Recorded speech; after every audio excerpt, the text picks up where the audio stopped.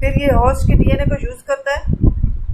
Human papilloma virus make huge amount of the two, और जब human के अंदर डीएनए के अंदर खुद को इनकॉर्पोरेट किया तो ये प्रोटीन्स बनाता है। और वो कौन सी टाइप की प्रोटीन्स है? E6 एंड E7, बहुत ज़्यादा अमाउंट में बनाता है। ये जो प्रोटीन है ये पुश करती है, रिस्पॉन्सिबल होती है for the pushing the major squamous cells through the cell replication.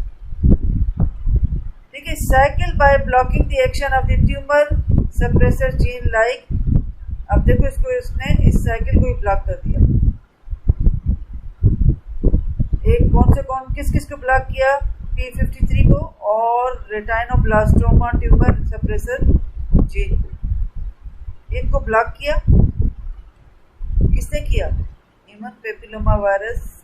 वो डीएनए जो इनकॉर्पोरेट हुआ था उसने प्रोटीन्स बनाई थी, कौन सी? E6 E7 ने। इन प्रोटीन्स ने इन दो को सप्रेसर को ब्लॉक किया। जब ये सप्रेसर ब्लॉक हो गए तो इसका मतलब है अनकंट्रोल्ड रिप्लिकेशन होगी। यहाँ पे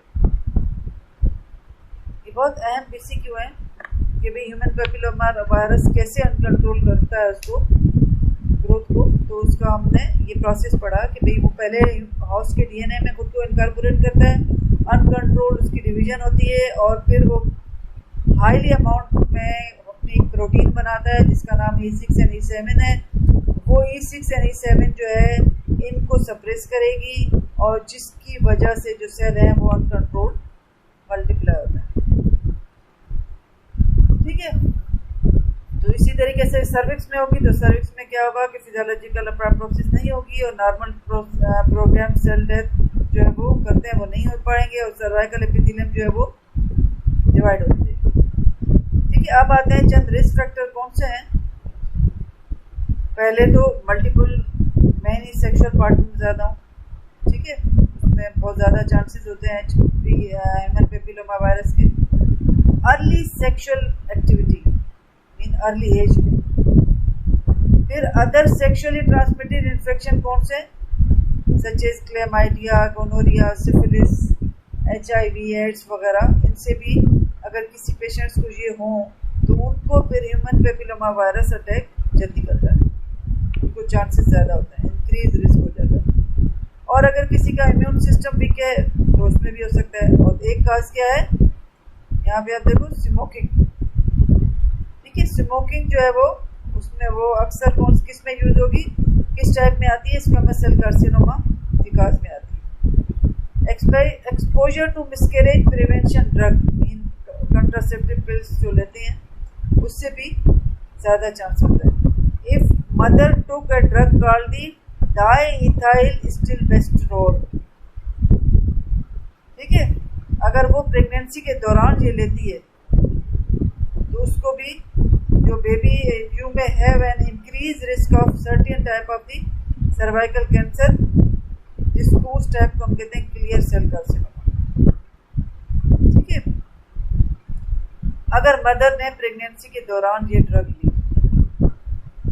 जैसे यहाँ पे इस डायग्राम में दिखाया है, ये प्रेग्नेंट लेडी है, उसने कौन सी ड्रग ली? डाइइथाइल स्टिलबेस्टेरोल। ठीक है, ये 50s में स्टडी में ये चीज़ काज में आती थी। ठीक है, अब इम्यूनोसप्रेसिव डिजीजेज मैंने यहाँ बता दिए कौन कौन सी। HIV है, अगर किसी पेशेंट ने ट्रांसप्लांट करवाया है तो वो भी इम्यूनोसप्रेसेंट में आ जाता है। अब रिस्क फैक्टर में हाई रिस्क हमने का वो सेक्सुअलिटी जिसमें कंडम ना यूज़ किए जाए या मल्टीपल पार्टनर्स हों, और ह्यूमन पेपिलोमा की वायरस की टाइप कौन सी है, लेंथ ऑफ इन्फेक्शन लंबा चला हो, उसकी ट्रीटमेंट ना की गई हो, immuno compromise patient, environmental factors. ठीक है, और अब तो क्या है कि सर्वाइकल कैंसर जो है, अगर इम्यूनिटी सही नहीं है तो वो अटैक कर लेगा, लेकिन अगर इम्यूनिटी अच्छी है तो वो उस वायरस को किल कर सकता है। और वैक्सीन भी निकल आई है तो इम्यूनाइजेस दी अगेंस्ट सर्वाइकल सेवरल वो जो वैक्सीन निकली है वो किसकी निकली है? HPV ह्यूमन पेपिलोमा वायरस की वैक्सीन वो। और उसकी काफ़ी जो जितनी 100 तक टाइप्स हैं उनमें से मोस्ट ऑफ दी जो सर्वाइकल कार्सिनोमा करते हैं उनकी इन्होंने वैक्सीन निकाल दी है। ठीक है, HPV खासतौर पे भी 16 को कंट्रोल। अब यहाँ पे ये दिखाया है कि ग्रेडिंग ऑफ दी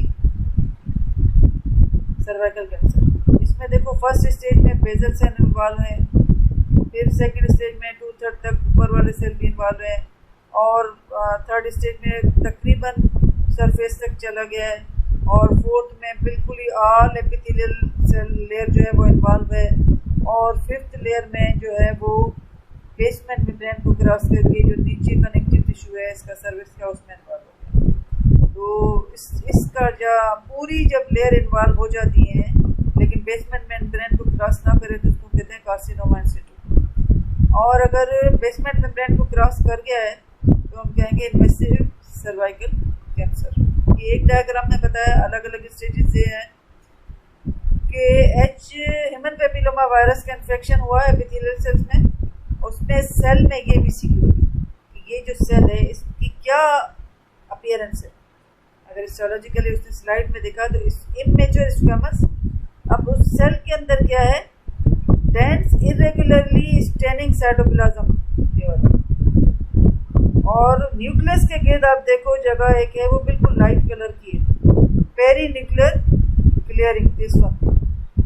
ये बहुत अहम PCQ है। अगर ऐसा सेल नजर आ रहा है तो वो किसका इन्फेक्शन की निशानी है, HPV ह्यूमन पेपिलोमा वायरस। ठीक है, अब ये एपिथेलियम है सर्वाइकल एपिथेलियम।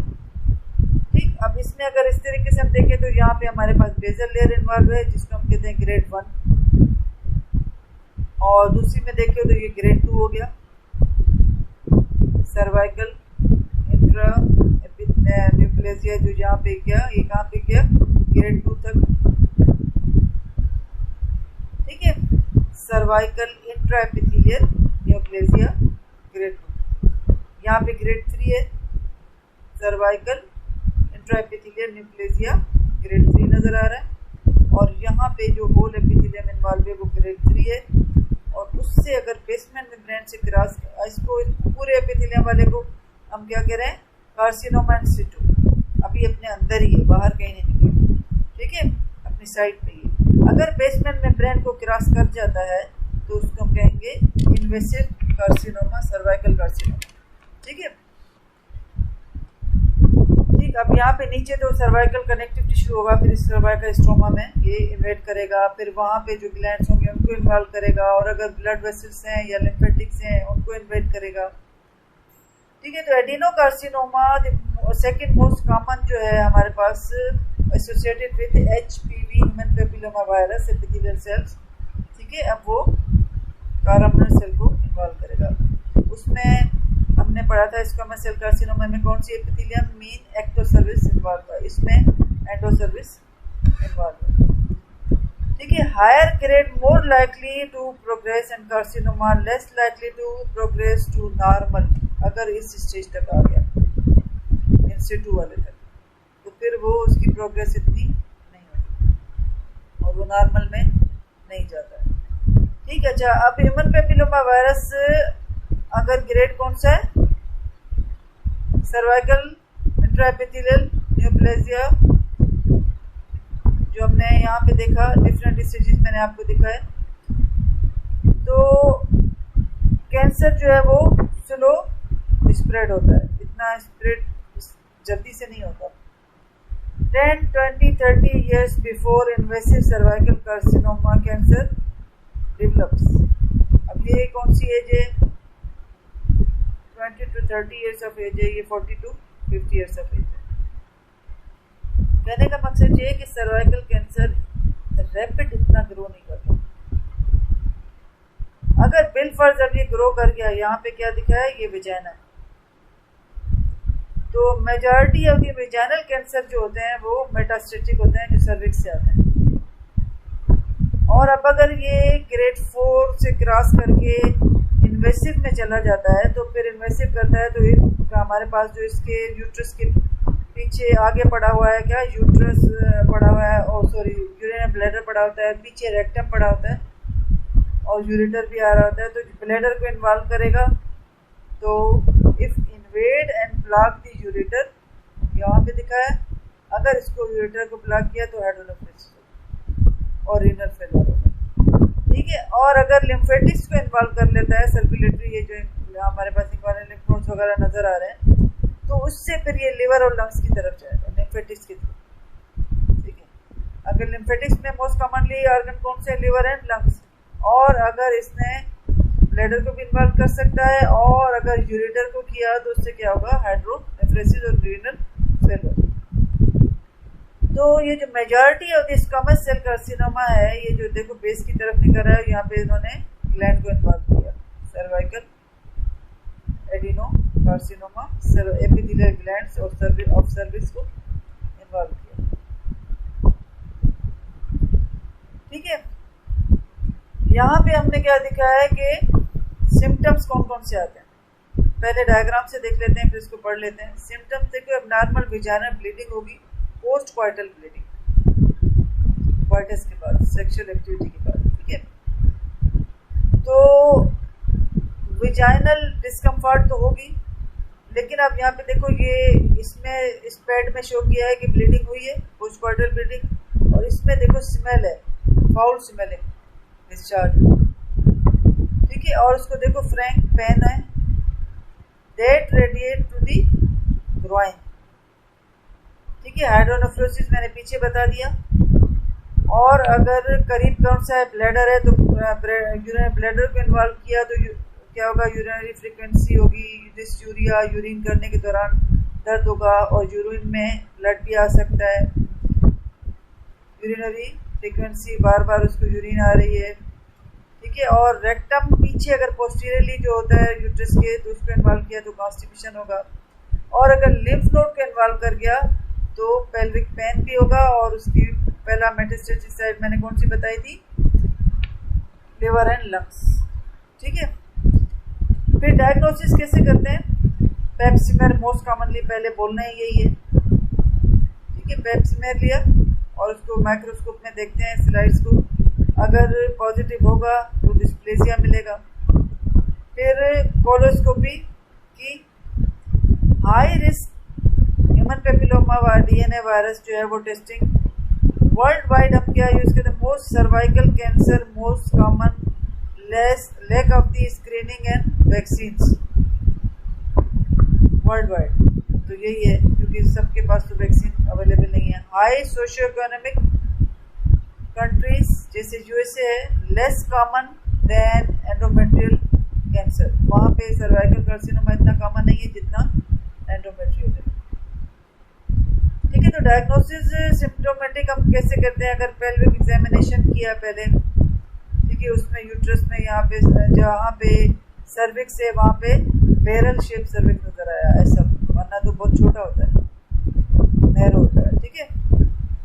अच्छा, यहाँ पे आप देखें तो ये barrel shape cervix confirm with the biopsy, फिर हम बायोप्सी से ज़्यादा कन्फर्म करते हैं जब हमें पेल्विक एग्जामिनेशन के दौरान ये नजर आया था, ठीक है।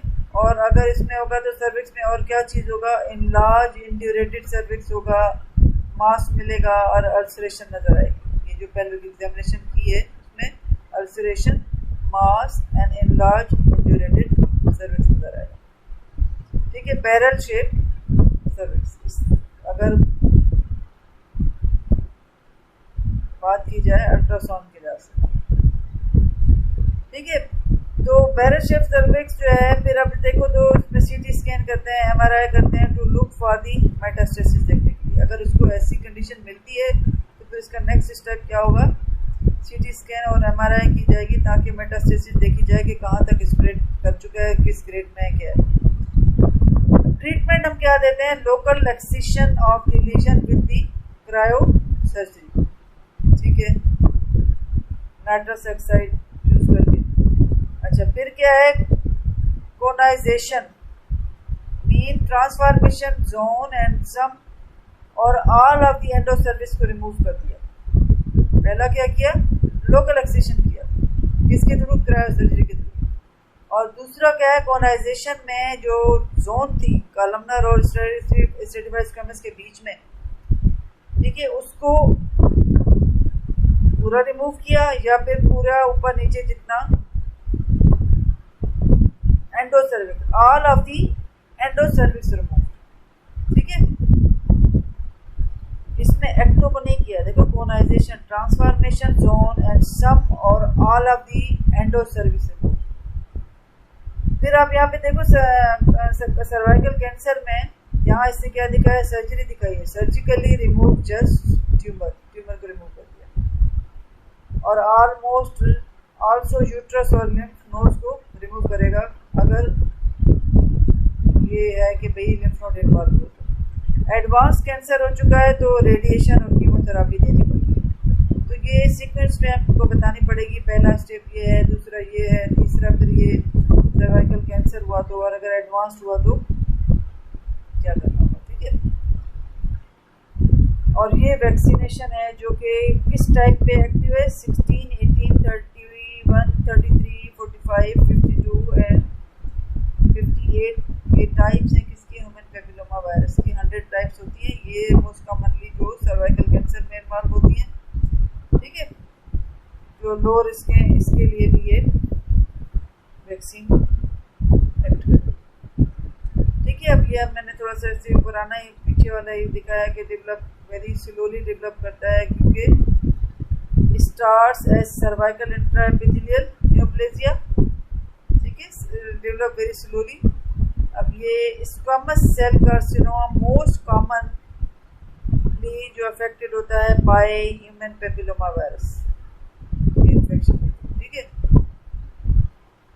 और इन दोनों में से दोनों टाइप्स हैं, most common squamous cell carcinoma और एडिनोकार्सिनोमा। इसमें दोनों में से कॉमन कौन सी है, स्क्वामस सेल कार्सिनोमा।